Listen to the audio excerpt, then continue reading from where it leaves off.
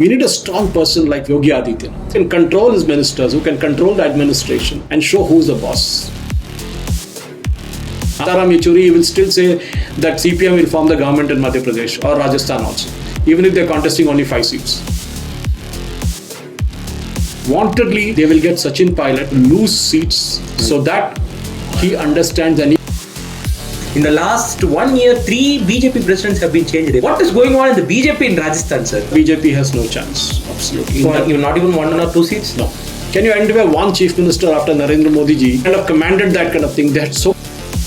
Now, the last minute, if you give tickets, how would you expect a candidate to win?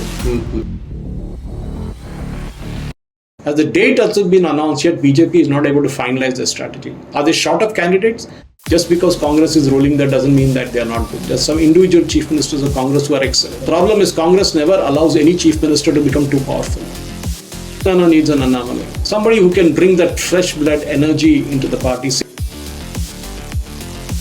Annamalai is trying to build up an opposition which is losing space in Tamil Nadu.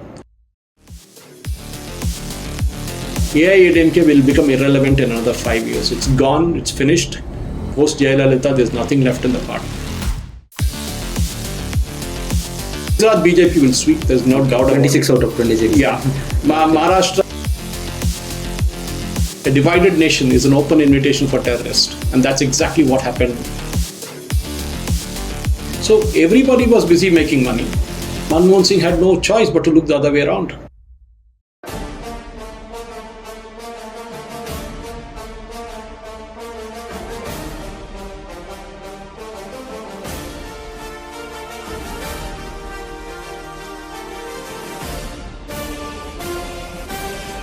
Namaste and a very warm welcome to the Nationalist Madrasi. This is Intellectual Exchange with me, Sri Dhanmaraghavan. In today's episode of the Intellectual Exchange, we are joined by a senior journalist from Hyderabad. He is Suresh Kochatil, and he is very well known in the Kerala journalism field as well, and he is very well known in nationalism, the Nationalist Hub YouTube channel as well. So he does a weekly roundup of national issues, which has a very good fan base and viewership in Telugu states, I would say. Thank you so much, Suresh sir. It's a pleasure always talking to you. Thank you. And we had many offline conversations, I would say. Correct. So this is being our second or third formal podcast, I would say. This is a formal first offline podcast which we are doing. Thank you so much for your time. I know how busy you are. Thank you so much.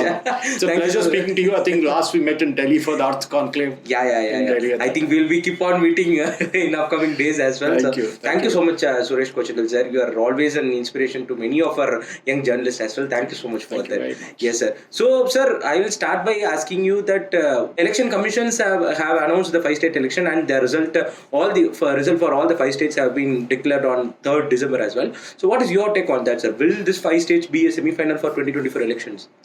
Yesterday, when the Election Commission made the announcement regarding the voting day and the counting day and other details, there's one statement which many people missed from the Chief Election Commissioner. He said 1/6 of India's population is voting in this election.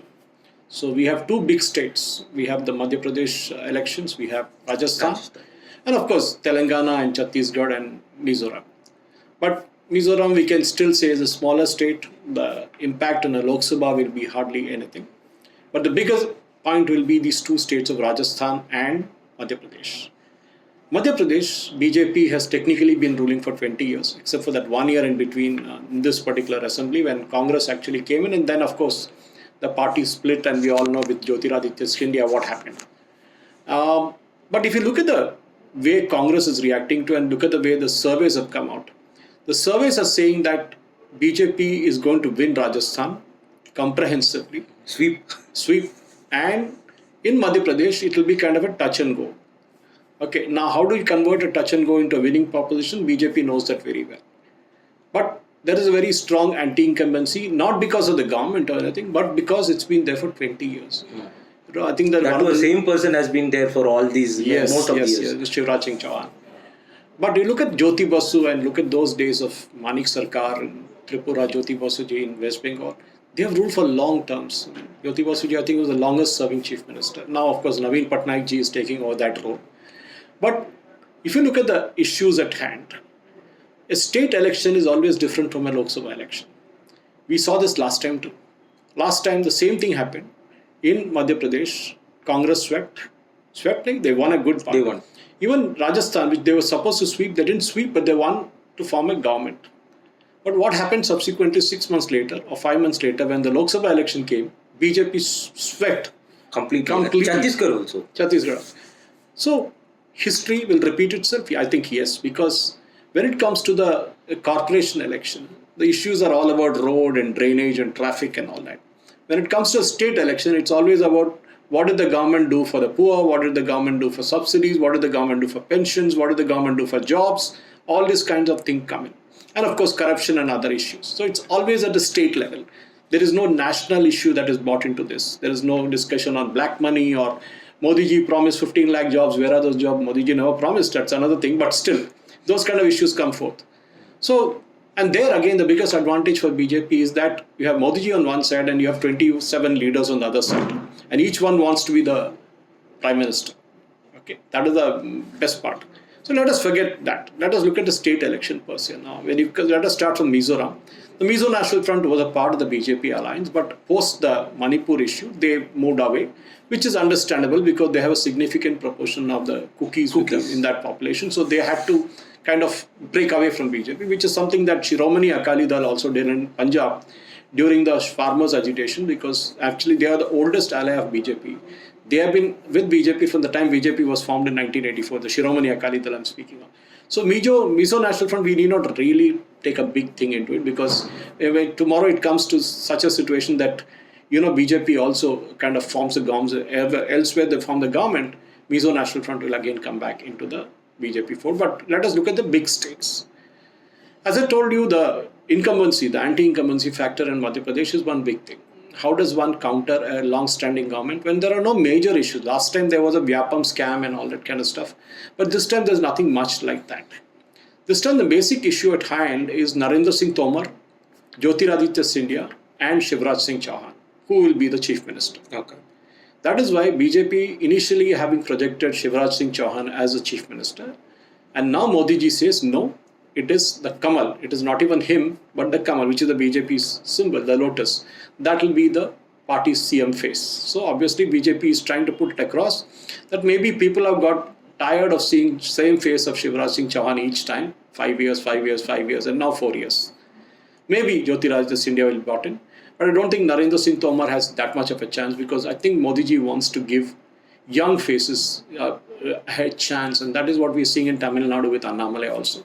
So possibly you will see that also happening in Madhya Pradesh, but that all depends on the final result. And more importantly, for Jyotiraditya Scindia, he has to prove. Okay. Last time he brought in the MLAs who came with him, but this time around his strength of Gwalior and around that place, he has to win a substantial amount of seats. And only then can he stake a claim to become the next chief minister. Well, that's staying in Madhya Pradesh. Of course, the Congress has Kamal Nath, they have named him as the chief minister face. Kamal Nath again has been there from quite some time in Madhya Pradesh politics. And of course, he's also kind of seen as a candidate who's been there and done that. He has a a big black record against his name in the Sikh riots, anti-Sikh riots of 1984. Let's now come to Rajasthan. And when you look at Rajasthan, there are two faces in Congress. And interestingly, again, many political observers missed what was talked about earlier. They said what happened when Rahul Gandhi was asked in a press conference, what is your prediction for the assembly election? This is long before the announcement was made by the election commissioners. He said, we will probably win Telangana. We will definitely win Madhya Pradesh. We will win Chhattisgarh. But Rajasthan is kind of a 50-50. Now, if you know, Dharma, any politician worth his salt will always say, I will win, even when he's losing. Ask Sitaram Yechuri, he will still say that CPM will form the government in Madhya Pradesh or Rajasthan also, even if they're contesting only 5 seats. That is the confidence politicians have in kind of lying through their teeth. But why did Rahul Gandhi say 50-50 when he should be saying, no, we will win Rajasthan also? There is a story behind it, because Rahul Gandhi and Ashok Gehlot don't get along at all. The body language when they are together for anything for that matter. End of the day, Rahul Gandhi's man is Sachin Pilot. He wanted him to be the chief minister. But Ashok Gehlot played his cards very well. He created a small rebellion, and that ensured that the Congress could not do anything against him. And he stayed for power in 5 years also. Now, that is the interesting part. So, next time, will Congress commit a harakiri just to ensure that the Gehlot does not become the chief minister. Okay. Congress themselves might play this card. Okay. Wantedly, they will get Sachin Pilot to lose seats or get Ashok Gehlot to lose seats so that he understands and he gets a message, and Sachin Pilot will then become the leader of opposition. And after that, of course, later on he may get a chance to become the chief, because Rajasthan has never seen one party continuously ruling. It's like Kerala, where you have one party, LDF, then UDF. It's something similar in Rajasthan also. That is what might take, and of course Telangana. That's the. I want to come on to the BJP's part of Rajasthan actually. So we have seen the exit polls or opinion polls which is coming out. They have given a comfortable number for the BJP. Like some channels even give 130 plus for the BJP, which is a comfortable victory. But who will be the face or who will be the CM face? That's the $1,000,000 question. That's the question, because Vijay Rajasthan. There are many camps, like we discussed about the Sachin Pilot and Ashok Gehlot, but here also there are many camps. We could see that many camps, and in the last 1 year 3 BJP presidents have been changed, if I'm not wrong. So what is going on in the BJP in Rajasthan, sir? See, BJP in Rajasthan needs a leadership change, but the question is, who will be the next chief minister then? That is the case. Will it be the Jal Shakti minister, Gajendra Singh Shekhawat? Will it be Aishwani Vaishnav, or will it be Vasundhara Raje? Okay. Now, Vasundhara Raje technically is from Madhya Pradesh. Of course, she is the aunt of Jyotiraditya Scindia, but she was married into Rajasthan, which is why she is there. Will she become Yediyurappa version 2.0? We don't know. Because she can create a rebellion. In fact, the list released as we record this conversation, at that time her name is not there in the party list. So we don't know whether she will be the chief minister. None of the three. I mean, Ashwini Vaishnav, we can keep him away because he is more of a professional, so Modi ji will keep him in the cabinet. But Gajendra Singh Shekhawat, and we have the Scindias, who will become the chief minister? Vasundhara Raje. So that is a big question. Okay. You are right about it. But I think BJP again will play the cards very, very clearly now. After the election only. Everything. After the election, we will decide. Okay. See, the onus always should be, if you lead your party to victory, then you will get a claim to the chief ministership. If you lose, sorry, last time actually, if you look at the opinion polls, it was talking of a sweep by Congress. Yeah. But to her credit, she kept those 70 odd seats which BJP won. That is to be appreciated. Of course, there were a lot of politics. She diluted the Hindutva cause. Major anti-incumbency was there at the time. Corruption was endemic there. Okay. She was not in control of the party. The ministers were doing what they wanted to do. It is something very similar to what happened in Karnataka. Okay. Where the party didn't have control on their ministers, on their MLAs, and everybody was doing what they wanted. We need a strong person like, for example, Yogi Adityanath. Okay. Who can control his ministers, who can control the administration and show who's the boss. Okay. That, I don't think any other state, except maybe a bit in Madhya Pradesh, but beyond that, you cannot identify a chief minister in BJP right now who can command that kind of presence. Bihar, we have nobody. Sushil Kumar Modi was a deputy chief for a long time, but he never became the CM. Jharkhand, you can forget it. We are talking of Orissa, where BJP has never had that kind of president. Andhra, Telangana, forget it. Down south, forget it. Karnataka was one state. Yediyurappa, yes, was for a long time. He was. What about Fadnavis? Even Fadnavis was not. See, Fadnavis, if you look at it even right now, even though he is the deputy chief minister, he is playing the game of a chief minister. Okay. Fadnavis, again, like Annamalai, has to wait for his time. I mean, that is the politics of Maharashtra right now, because there is a three-party coalition that is ruling Maharashtra. And there, the major part BJP is looking to is to finish off Sharad Pawar once for all. I mean, what I meant by finishing his party. Political. Yeah. And also Congress, by the way. And Shiv Sena. Whatever is left of the Shiv Sena. So once they do that, then they get an upper hand in Maharashtra. So, for all you know, they will even kick out Eknath Shinde and assume rule. Or they'll kick out Pawar and Ajit Pawar and then assume rule. But they will do that later. Yes, I can say, yes, Fadnavis ji is a potential. But look at Gujarat. Can you identify one chief minister after Narendra Modi ji who kind of commanded that kind of thing? There are so many chief ministers. You talked of presidents of BJP being replaced in Rajasthan. I think the same musical chair game was played in Gujarat also. Before 2017 elections. Yeah, nobody knew Vijay Rupani or who was going to be CM. Nobody knew. Okay, so it's all a question of how strong your chief ministership is, how strong your hold on the administration is. And that I think everybody looks up to Yogi Adityanath for an example. So my guess is that Rajasthan, if BJP holds their fort together, they will anyway win.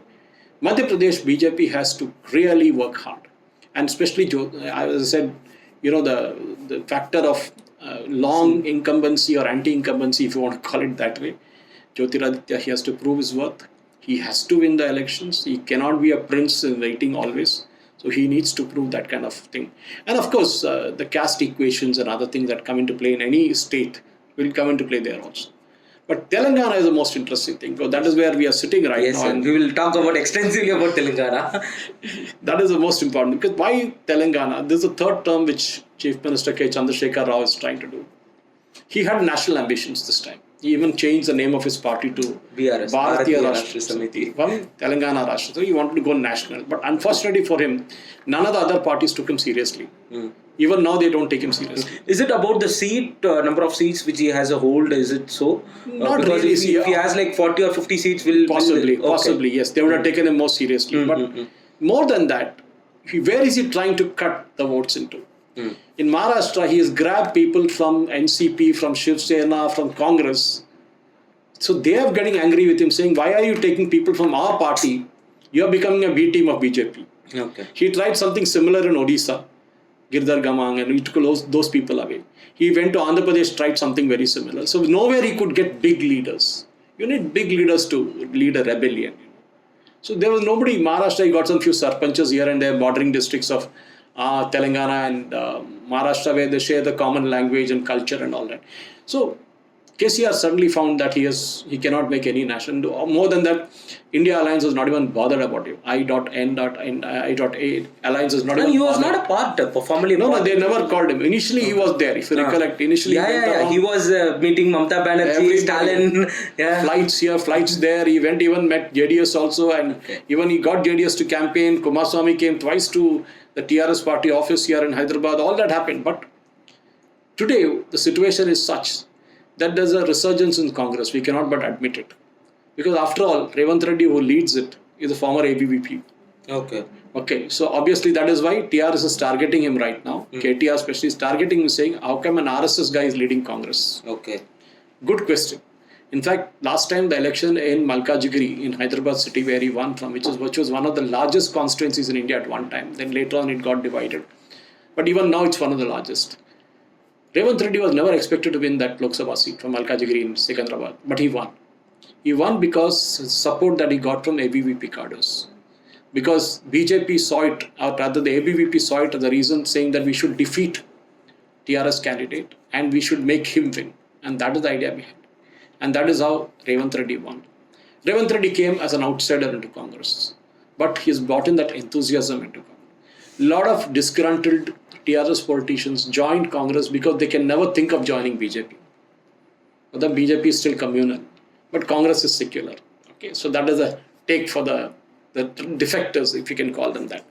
More importantly, the ability to win this time is restricted by the fact that many of the corruption allegations against the chief minister, his family, especially his daughter, is sticking on. There might not have been arrest and all that, which people think it will happen, but there has been allegations right from the projects that have been launched. And more important than anything else, KCR has purely got his vote bank through schemes. He is like, one big god who goes around giving varas to everybody. What do you want? Okay, take it. What do you want? Take it. 5 crores, take it. It is not coming from his pocket, but from people's taxpayers' money. That is what he's doing. So technically, I keep repeating this term in every debate or every political speech I give, which is basically that KCR has bribed everybody in Telangana. Bribe not to be taken that, but bribe directly or indirectly. From 2 rupee scheme, rice scheme to other schemes, everything he has bribed people totally. So the question that comes about is, can he make a difference? Yes, he might. He might get 60 seats, just a touch and go. But remember, last 2 elections, what happened? In both the last elections. Last election was a sweep, if I'm not wrong. Not exactly a sweep, good seats, 80 plus seats. But he bought over all the Congress MLAs about for 2 fellows. The year before that, the election before that, also he did it. So now what BJP is asking is, will Congress give a guarantee that all its MLAs who get elected will not switch over to BRS? But that will happen or not happen if Congress gets about 50 seats. 40 to 50, because then the anti-defection law comes into being. He'll have to get 2/3 of the members into thing. Getting 12 MLAs was easy, but getting 20 to 30 MLAs is going to be pretty difficult. And that, I think, is the most important point. But he had a great advantage, which BJP lost, the advantage, which is basically announcing the candidates well in advance. Both the Congress and BJP did not do it. Congress, obviously, because they're waiting for all the defectors from TRS to move in. BJP, because it could not decide to see who can be the candidate. So they're getting the MPs to contest for MLA seat, which is what they're doing in Madhya Pradesh also. They're getting all the national leaders, all the MPs to contest the local election, with the impact that the constituencies around will get a rub-off effect or a ripple effect, if you can call it. So in Telangana also the same thing is being tried out by BJP. But BJP is yet to announce its list as we speak. And it's too late in a day when just about 20 to 25 days will be left for the campaigning. Modi ji has been telling again and again, take my schemes and go to the people. But even today, the rural primary health center, which is 100% funded by the union government, is being inaugurated by TRS, BRS MLAs. Okay, got it. BJP is nowhere in the picture. They don't even know that there's a project. All the 104 ambulances, and to a large extent the 108 ambulances, are all sponsored by the National Health Mission by the union government, including CAPEX and OPEX. But even there, BJP has no idea that this is happening. The 2-bedroom houses, which we speak of big time, the 2-bedroom houses again were a part of BJP's, kind of contribution. At least the major part of the contribution was coming from them for the 2-bedroom. But inauguration is done by KCR or KTR, and the pictures put up in all the houses as KCR. Got it. So that is the main thing that we need to understand. Telangana elections will be a touch and go again for TRS and Congress. Of course, BJP I don't think will get more than 7 to 8 seats. Okay. Sir, what about the BJP space in Telangana? Because like last election, MP election, there was they won I think 4 seats, and then there seems to be a speculation that look, after next elections, like it is going to be BRS or TRS versus BJP in Telangana. But that space has been occupied, or that space has been literally occupied by Congress here. What is your take on that, sir? See, that's why I said BJP lost a golden opportunity to be the principal opposition party in Telangana, if not at least winning the election. Congress was very weak till Revant Reddy came along. And after he came along, he made the party a stronger one. One can't but admit that. It has been done. But more importantly, what mistakes did BJP do? Okay, they replaced Bandi Sanjay with Kishan Reddy. Bandi Sanjay, of course, had completed his term. If they had done it immediately after completing the term, there would have been no grumbling. But they let him continue for a few months, giving even a hint that he'll be there till 2024 elections. And suddenly they replaced him. The point being that he, being more of a rural man, couldn't get used to the political machinations that happen in Hyderabad. And that is what was against him. He's from Karimnagar. Okay. Now, your question about BJP winning 4 seats, and before that, BJP actually had won only 1 seat, that was of Raja Singh in the assembly elections from Goshamah. And if I'm not wrong, they had a very good vote base and seats in the GHMC, if I'm not wrong. Yes, more than 40 seats. Yeah. That was a huge thing. That was a huge thing. That was a huge thing because one, BJP strength in Sikandrabad has always been there. It can't deny it. Okay, there are constituencies like Goshamah, which is actually in the old city of Hyderabad, where Raja Singh wins. And despite being not in BJP now, he still holds a clout there. His community, the Rajasthani road community, supports him in every way possible. At one time, BJP used to win a seat called Karwan, which is right in the heart of the old city, which includes Golconda and all these places. And they used to win from there. But that seat was later changed in terms of the combinations and permutations of delimitation, and BJP has never won from there. Padamba already used to win from there. So BJP's strength has been Sikandrabad. Dattatreya ji won thrice from here. Kishan Reddy has won this time. BJP has always been a strong force in Sikandrabad. It's an urban-centric party. And Sikandrabad, Hyderabad is a big city. Twin cities, as a population is close to 1 crore and 10 lakhs right now. So it's a huge city. One end to another end would be about 100 kilometers. So when in terms of looking at the assembly constituencies, in and around Sikandrabad, there would be about 20 to 25 constituencies, of which about 7 to 9 constituencies are a hardcore old city constituencies from where MIM will win come what may. And that is for sure. They are also trying to expand their footprint into areas like, for example, Maheshwaram, which is a part of the Shavella constituency, of which as an assembly constituency under Shavella is the Sir Lingampalli, where all your high-tech city crowd is coming from. But what we have seen in the last election and the election before that is that there is a very strong presence of BJP in Secunderabad. But winning Adilabad was a big surprise because Swayam Bapura, who won from there, was actually a Congress candidate before that. He even contested the MLA election and lost before that in 2018. But 6 months later, he joined BJP and won as an MP from Adilabad. It's a tribal seat. On the other hand, Arvind Dharmapuri won from his traditional stronghold of Nizamabad. His family has been very strong there. His father, who is still a TRS MP, and now joining the Congress, he's been very strong in that particular seat. And he won from there because two things. One is a family connection, and second, the promise of delivering a turmeric board. Nizamabad produces a lot of turmeric for India. In fact, bulk of it is produced in Nizamabad. But the farmers there have been asking for remunerative prices. They've been asking for international marketing support, international market access and all that. But that was never conceded by the Congress government. And even TRS government for that matter, even though they were not in the union. So Kavita Kalvakuntla, daughter of Chief Minister, contested against Arvind in Nizamabad and lost. That was a major blow for KCR, which has not recovered since. Because he put all his effort, money and his people into it. Yet Kavita lost. And this time, just before the Lok Sabha elections are coming up, even the Assembly elections are coming up, Arvind has got a turmeric board sanctioned by Prime Minister Narendra Modi, and he himself personally, Modiji himself announced this while on a tour in that area.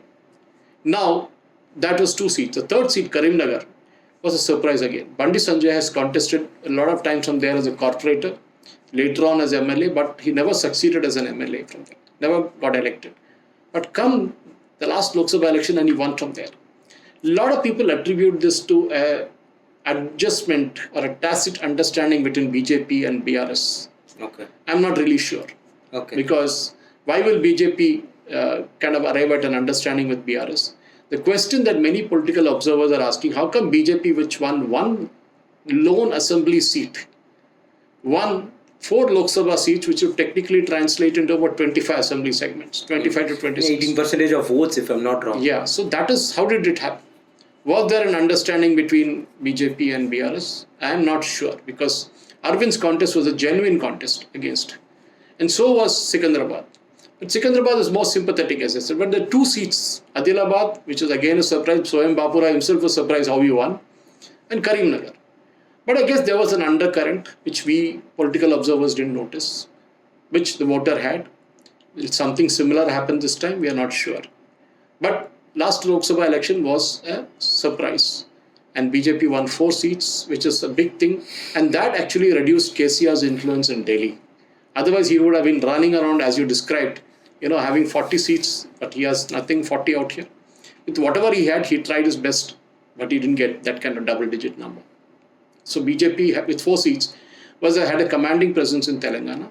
But in this particular election, with all the opinion polls showing that BJP wouldn't even get to double digits, is because the BJP did not announce its candidates well in advance. Okay. You have to give a candidate at least 6 months to 1 year to go around the constituency, establish a link with the people, speak about Modiji's scheme, which Modiji himself has been saying. Nothing of that sort has happened. Got it. Now, the last minute, if you give tickets, how would you expect a candidate to win? What kind of boost will Itla Rajendra add to the election? Because last election, if I'm not wrong, he was into the TRS camp, I think. He was secondary or tertiary person. He was number 2. Number 2, secondary. That's what I meant actually. So what boost does he going to add in this election for the BJP? Itla has been a TRS party man for a long time. He left the party because of many other reasons, resigned and contested and won again from Huzurabad. Itla ji brings in a lot of experience, political experience in terms of candidates. But BJP, if you know the party, how it works basically on a cadre-based approach. Unlike other parties, there are only 2 parties in India which are cadre-based. One is the Communist, another was the BJP. The BJP Karyakartas are the backbone, and of course the RSS Swayam Sevaks form the inner backbone. The dough purchase system and all that they work on is tremendous, bringing the voters to the booth. Now, Itla ji brings a rural experience with him because he's basically from Huzurabad. So from that angle, if he can rub off his influence in terms of selection of good candidates, that will be a big thing. But knowing BJP, the candidate selection does not lie with one man. It goes to the BJP parliamentary board. It has to be approved locally. Then there is BL Santoshji who's here. He will have to approve it. And of course the local leaders like, for example, Kishan Reddy, who is the president, Bandi Sanjay, Lakshmanji, all these people will definitely have their own say. But what worries me is not all that.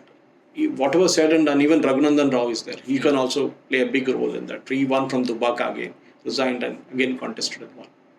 So these are people who have their own individual strength. Then there's Comrade Brothers from there. He again has a big influence. Now the question is, will BJP able to tap the individual influence? Then there's Konda Vishweshwar Reddy from Chevella. He was a TRS MP, and then he resigned, contested as a Congress MP last time and lost in 2018 very narrowly. His influence stretches from Chevella to Zahirabad, to Tandur and Pargi and all these constituencies. So again, questions will BJP. So my entire take, in fact, I had written about this in my Facebook account earlier, that BJP should give individual districts to these people. Give Nizamabad to Arvindji and say that this is your district, this is your area, play around with it. Get us the maximum number of seats and your future depends on that. Same with Soham Bapurao, same with Karimnagar, with Bandi Sanjay, same with Sikandrabad, same with Malkajgiri. Malkajgiri BJP doesn't have a strong candidate as of now. So there again they need to find a strong candidate. And then of course then go to the other district like Konda Vishweshwar Reddy in Chevella and nearby areas and all, Maheshwaram and all these constituencies. This is something that the BJP had to do, but I'm surprised that as the date has been announced, yet BJP is not able to finalize their strategy. Are they short of candidates? My main fault that I find with the party is that they are trying to contest in all the seats. Okay, fair enough, contest. But you will not be able to win all the seats, that's for sure. Look at the record last time that BJP had. It was very bad in terms of assembly, I'm talking, the number of seats where they lost deposits. Concentrate on 25 to 30 strong urban constituencies plus Nizamabad, Karimnagar, Adilabad and all that. The twin cities and around twin cities, as I told you before, has 25 to 30 constituencies. Malkajgiri, Medchal, Sherlingampalli, you're talking of Medak, Medchal, you're talking of the other side toward the old city, toward Nalgonda. Concentrate on these seats. Put all your time, effort, men, money, everything into it. And you will be able to at least get 15 seats at least. Then there is a power you can bargain, because then if there is a hung assembly, you hold the power. Got it. But that, in spite of speaking at so many forums, BJP has never heard it. And even now, with just 1 month left, they are not even announced the candidate list. What will the poor candidate do in 1 month? He cannot create the magic. You cannot expect Modi ji and Amit Shah ji to win every election for you by coming and addressing. The candidate have to canvass. But today, for an urban agglomeration like Malkajgiri, for example, the candidate will not even be able to cover it, even if you give him 3 months. So where's the question of campaigning in 1 month? Same goes for Sikandrabad. That is the major issue I see with BJP, that is the reason why BJP has lost its momentum. And Congress has been very aggressive in picking up the defectors, especially in Khammam and other areas where they picked up a number of TRS, people who left TRS because of various reasons. Okay. Got it, sir. Sir, Chhattisgarh. So BJP has been ruling for 15 odd years, if I'm not wrong, from 2000 till 2003 to 2018. So since the state was created, the Chhattisgarh BJP has been its stronghold, and whenever Lok Sabha elections happens, also they win majority of the seats over there. But after 2018, the state has been nowhere in news, and it was so silent. And Bhupesh Bagal seems to be one of the strongest man inside the Congress, as well as inside the general secretaries or inside the AICC as well. How did this happen, sir? Because Bhupesh Bagal, that too in a 5 years odd time, he has been assigned to some of the states for election campaigns as well. But BJP has lost Chhattisgarh badly. That too in the last election, they have won hardly 10 to 15 seats, if I'm not wrong. But this time also there has been no scope for Chhattisgarh, and Bhupesh Bagal is leading the race as well. So what is happening in Chhattisgarh, sir? I think BJP has lost Chhattisgarh even before the election is being held this time. Again, the problem is, actually it was the Congress which was in crisis. If you remember, during the assassination of all the senior leaders of the Congress by Naxals, in a major ambush, the Congress lost almost all its senior leadership in Chhattisgarh, to a certain extent in Madhya Pradesh also. That particular Naxal attack actually rejuvenated the Congress, because end of the day, Chhattisgarh is a tribal state. Majority of the seats are tribals. What turned the tribals against BJP is a big question. What actions of Raman Singh government upset these tribals so as to go and vote for Congress? And how did Chhattisgarh today has become one of the best states in performing on the agriculture front, for example? The paddy cultivation per acre is one of the highest in India. How do they manage it? It's a good case study. See, just because Congress is ruling, that doesn't mean that they are not good. There's some individual chief ministers of Congress who are excellent. The problem is Congress never allows any chief minister to become too powerful. They cut him down to size, be it K. Karunakaran, be it Rajshekar Reddy, or even Ashok Gehlot. They will not allow. And come a later stage, Bhupesh Baghel will also be. He had a lot of dissidents. In fact, he had to take in a new number of ministers as deputy chief minister and also senior ministers. He was forced to take them, even though they were against him. But you had to compromise. So this time too, I think they will win definitely from there. But BJP has to do a lot of introspection as to why they are losing Chhattisgarh. As you rightly said, after having ruled for 3 terms, what went wrong? Why did Raman Singh is not in the space anywhere. Exactly. Do they need a new leadership? That's a question. That O.P. Chowdhury is there, like retired IAS persons. Many. Do we need an Annamalai there also? That is the question that I have. Got it. That is the most important thing, because you can't clone an Annamalai everywhere. That is the problem again. So same thing with Telangana, and I often keep saying this. Telangana needs an Annamalai. Somebody who can bring that fresh blood energy into the party. Same thing for Chhattisgarh.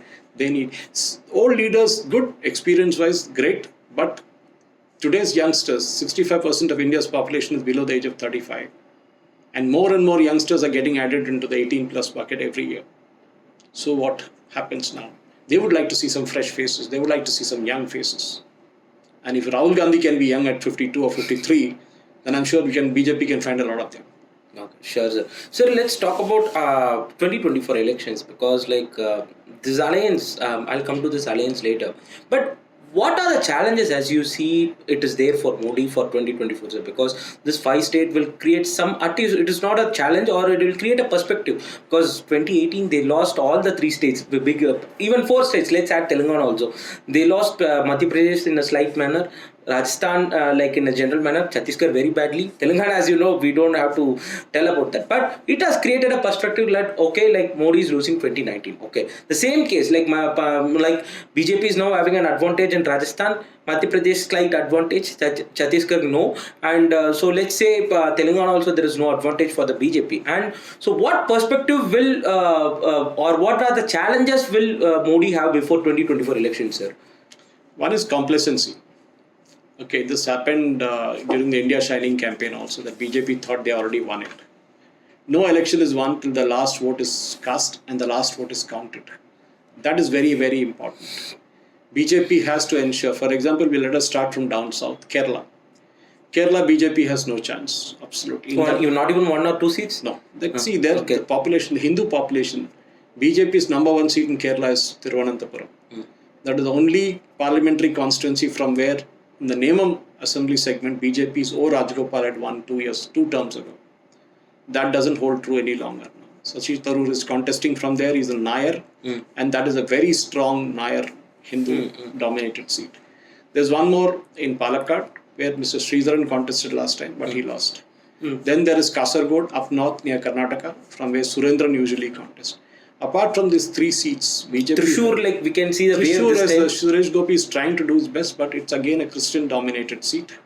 There's a huge amount of Christian votes out there, and I don't think Suresh Gopi will try his best.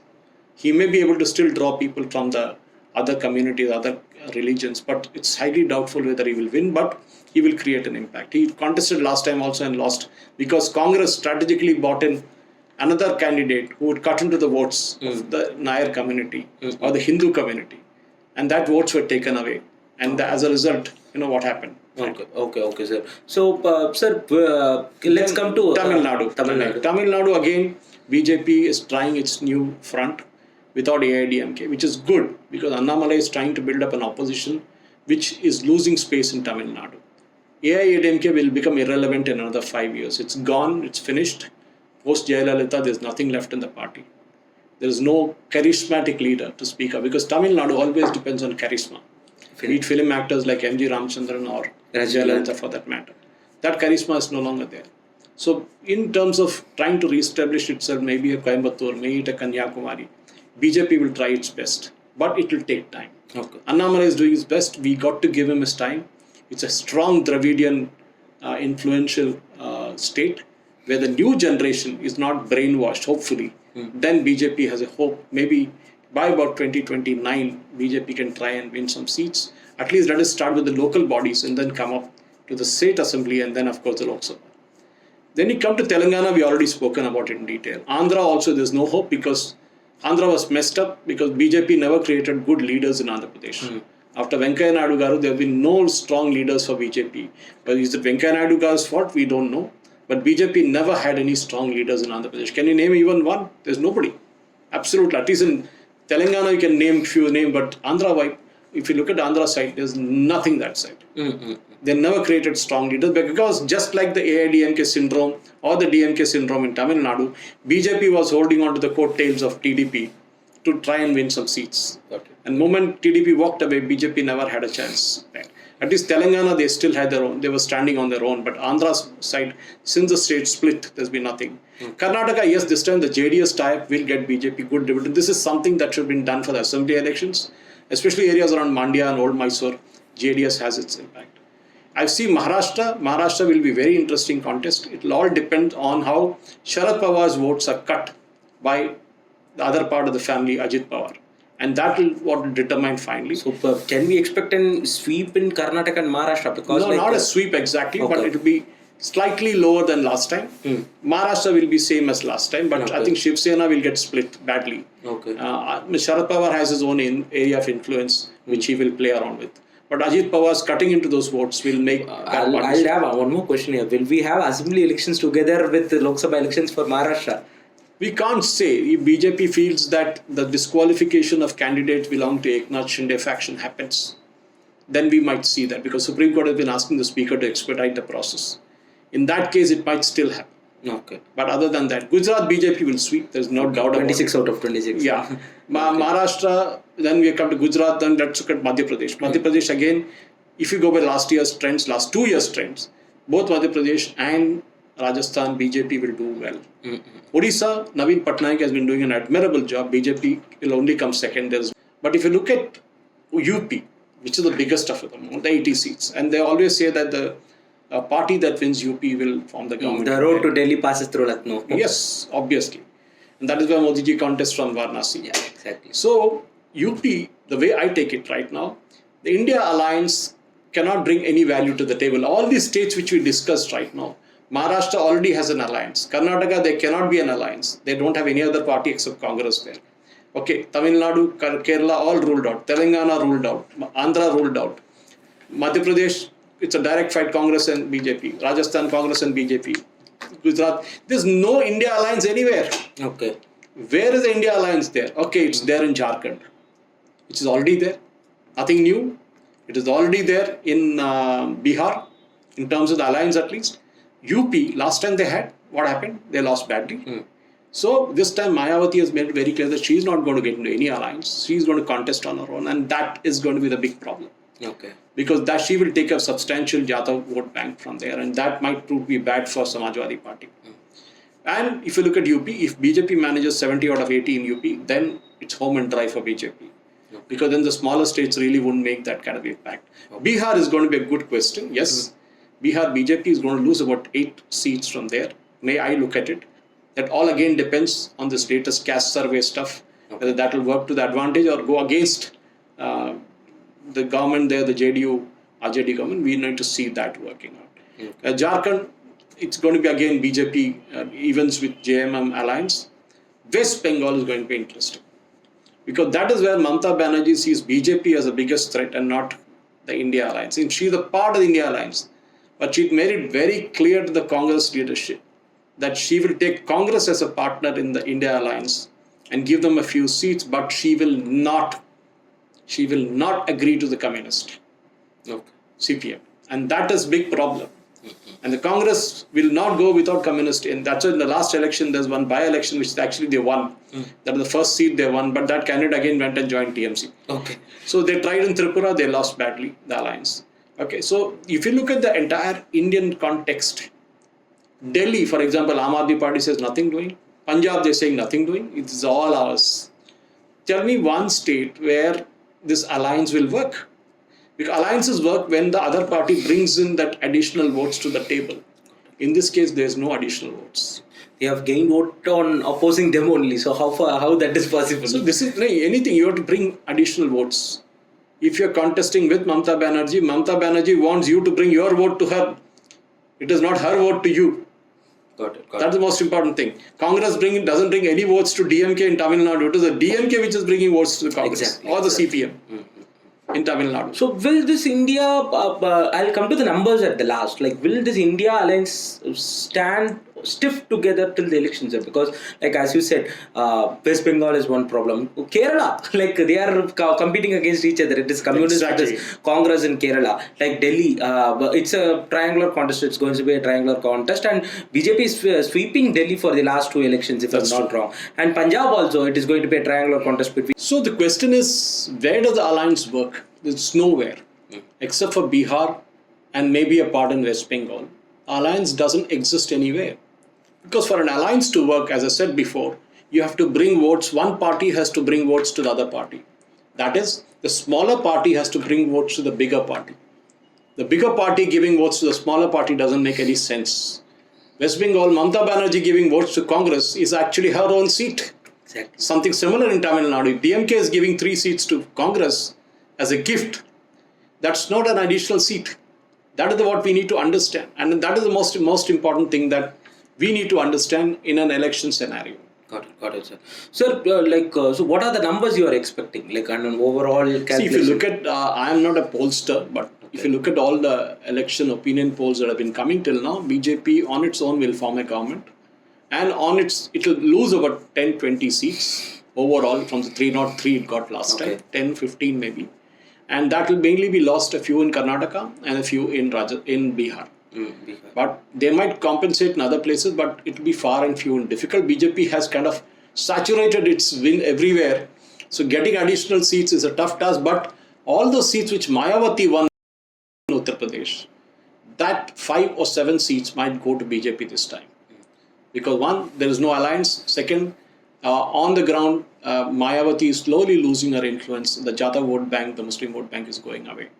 And of course, down south, if you look at it, I don't see in Karnataka BJP losing out 5 to 7 seats. But that all depends again on JDS's performance. If JDS can bring additional votes to the table, then BJP will be as good as last time. Okay, sir. Sir, what will be the geopolitical challenges? We'll wrap up in the next 10 minutes. So what will be the geopolitical challenges which is there for the Bharat, sir? Because like we have China on one end, Pakistan, like they are left out of nothing. So what will be our geopolitical challenges, or what will be the geopolitical challenges for the BJP, Modi, or let's say India as a whole? So what is your take on that? And will there be any pressure from the West, or because like we have seen the West is trying to accommodate the Prime Minister, and they have given a very warm welcome during his latest visit as well. So will West be a support to this election, or will there be some kind of a pressure from the others? What is your take on that, sir? See, West needs India more than India needs a West right now. It used to be the other way around. But with China, an aggressive China coming to the fore, and with the Chinese ecosystem getting hit post-COVID, US is seeing India as a major partner. And we are seeing that everywhere, be it Quad or be it the G20 or all other economic blocks that India is there. So what is it that India can bring to the table is basically countering China, and US wants to use India for that. That is why, despite all the pressures and pulls and pressure in the Canadian issue, the US, Britain, Australia, none of them actually gave any positive sign to the Canadians, because they know that India is a big market. UK needs a good trade agreement with India to sell its products, because it is in recession right now. Germany has the same issue. France has the same issue. Everywhere the markets are becoming smaller, and India the markets are becoming bigger. Our population actually is now working to our advantage, especially our young population. So if you're talking of launching a mobile phone, India is the market. If you want to sell cars, India is the market. So for that matter, anything, India is the market. The consumption has changed. With the Chinese kind of now being on the back foot and getting closer to the Russia and the Ukraine issue, US wants to use India as its leverage. And the South China Sea is going to be the most hotly, maybe even the election that happened in Maldives is going to be a big lesson for India, because how do the Chinese enter Maldives now? And that is going to be a big question. And if they enter, what does India do? What does the US do? And we've seen that in the Israeli conflict, the Hamas conflict also, the US taking sides very clearly, sending the aircraft carrier to the Mediterranean Sea and near Israel to be stationed there. That is a very, very important sign. And that is what we are seeing, despite Donald Trump going away and then Biden coming in, that bonhomie has remained. Both the presidents had given Modi ji a kind of rapturous welcome, as you said. And that is the most important language. In diplomacy, pictures speak 1,000 words. Okay. And that is what's the most important thing, a handshake, a bear hug, all these things matter. And the G20, I think, was a crowning moment for Modi ji. And Indian economy as such, because with one of the fastest growing GDPs and now going to be the fifth largest, we are already the fifth largest, going to be the third largest. It is going to be India is going to be an extremely important market, both politically and also in terms of defense. So strategically. So definitely the world, the West knows that it cannot ignore India. And it is very clear in today's geopolitical scenario that it is not how kind of soft you are, it is how strong you are. How strong is your army? Okay. How strong is your political stance? How strong is your government? And we've seen that in Israel. The attack from Hamas happened because the Israeli government had become weak. It had become divided.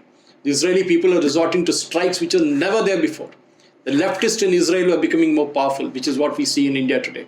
Not powerful exactly in India, but kind of disturbances they create, be it Shaheen Bagh or be it the farmers' agitation or Delhi riots. If you allow that to happen, the country weakens and an external force can hit you. And as I mentioned in one of my tweets, a divided nation is an open invitation for terrorists. And that's exactly what happened with Hamas and Israel. And that we should not allow it to happen. We have to keep our defenses up. We have to keep our morale up. We have to keep our security apparatus up. And if that requires draconian laws, so be it. No issues on that. Because Netanyahu has learned the lesson, hard lessons. We cannot afford to make such mistakes. We already had 26/11 and numerous other attacks. We cannot afford to have even one more. See, US, after 9/11, no major terrorist attack has happened in the US. They strengthened their internal systems very well, the homeland security and other things. Something similar happened in India. And I think we should thank every soldier who stands on the border, every paramilitary force, be it CIS or CRPF or BSF, and of course the internal security agencies, the military intelligence, state intelligence, and of course, most important of it, the NIA and Mr. Ajit Doval. We should thank all these people for keeping us safe, because we don't realize those pictures of families being slaughtered in Gaza by the terrorists from Gaza into Israel can happen in our own country. People like Hamas exist in Pakistan and they can come across the border and slaughter you. We cannot allow that to happen. And I think as a geopolitical scenario, as a question you asked, India is an extremely important country today for the West. And they have realized it. And they will continue to back you till you have a strong government. The moment you have a weak government, they will just walk away. Got it. That's the most important thing. Got it, sir. So one last question, sir. So will it be India leading the new world order? Because like we have seen, every country which is having their own issue and they are failing to do that. Because like as you told about the economy, we have seen banks which is bankrupted or failing in US also, and we have seen that the US is not the old US as which is used to be. So can we come to a conclusion that after Narendra Modi's winning the third term or after 2025, so will it be India's era in the new world order? What is your take on that, sir? Yes, because one, as I said before, it depends on how strong your economy is, how strong your defense forces are. And these two things India is doing very well. Our GDP has just been revised by the IMF to a higher level. So as long as we keep going up and up and up without letting the foot of the pedal of the gas accelerator, we should keep going. Because the moment you let your guard down economically or strategically, you fail. I think the Modi government has been doing an extremely good job. It's brought professionals in every sphere. From Ashwini Vaishnav in railways and IT, to Nirmala Sitharaman in finance, Piyush Goyal in commerce. These are professionals who have made a major difference. Of course, Dr. Jaishankar in external affairs. These people have played a tremendous role. There are career politicians on one side, Rajnath Singh, Nitin Gadkari and all that. But at the same time, you're seeing them also elevating to a new level. They are acting more like professionals than politicians. And that is what Modi ji has been able to do, because you bring accountability into the system. You demand results, be it corporate or be it politics. People will perform to the optimum level. Because if you don't demand accountability, they'll do what they want to do. And exactly that's what happened in the Manmohan Singh cabinet. Everybody was busy making money. T.R. Balu to, the The Commonwealth Games scam, everybody Raja. was making money. Raja was making money. So everybody was busy making money. Manmohan Singh had no choice but to look the other way around. So that is the most important thing, is that you demand accountability. You demand that there is a zero scope for corruption. And then you will see the performance happening. Because every sector of the economy has to do well. It is the poor or the poorest of the poor whom you need to pull. You cannot continuously keep on subsidizing people. And India has pulled a lot of people out of poverty according to the World Bank. We need to do that more. We need to provide employment. That employment doesn't mean government jobs, which the Congress thinks that is the way. No. It can also mean a mudra loan, which can give job to 10 people. One mudra loan. We have crores of mudra loans being given out. I think to the last count it was 32 crores. Mudra loans, not the amount I'm mentioning. Loans in a population of 140 crore people. Imagine even two people get a job from a single mudra loan. Almost 50 to 60 crore people have got jobs. Jobs. Because in our country, they think a guy who sells pakodas is not a job. But that guy makes more money than you and me. Or a guy who runs a pawn shop makes more money than you and me. Because job is not defined typically sitting in an air-conditioned room like this, or sitting in front of a computer. No, that's not a job. That is also a job. But every sector that be it a plumber or a carpenter or electrician, we need to recognize the dignity of labor and say, yes, this is also a job. Because if everybody becomes an engineer or a doctor, as Mr. Narayan Murthy said, then who will man our borders? Who will take care of our planes? Who will take care of our trains? We need people for everything. And that, I think, has been the major change. The new Vande Bharat trains, that is what reflects the aspirational part of India. We could have done this 20 years ago. It is no rocket science, but we didn't do it. That's the question, because you didn't provide that challenge and the opportunity to the railways. You didn't give that opportunity and challenge to ISRO. You didn't give the challenge and opportunity to public sector undertakings. Today, you look at the defense undertaking that we have been Cochin Shipyard, Mazagon Dock, or anybody. They're making aircraft carrier, they're making ships, frigates and all like anything, which they could have done before. But the leadership was missing. That leadership Modi ji has provided. And I think that is a very important thing. And my grouse again is that BJP has been not able to drive this message to the people of India, that Modi ji has done all this for you. 65 odd schemes has touched the lives of every Indian in this country. And that is the one point which BJP should use it, at least if it's not too late right now. They should go and tell everyone, look, this scheme was given. You were skilled. You were given this opportunity. You were given the Ujjwala gas. You were given the Mudra loan. You were given the PM Swanidhi loan, Portion scheme, whatever it is. It has touched the lives of every Indian. And that is the most important part of the Indian success story. Got it, sir. Thank you so much, sir, for your wonderful time, because I know how we did this podcast, we have been taking breaks and you had an interview between and you have a meeting afterwards. So thank you so much, sir. I hope in future we should do more interviews like this. It's always we'll do exclusively on Kerala subjects alone. So next time we'll do it in Delhi. I would promise that. So whenever you come to Delhi, you should definitely give me a podcast. I reserve it right now itself. So thank you so much, sir, for your wonderful time. It's a pleasure always talking to you. Thank you. Thank you. Namaste. Jai Hind.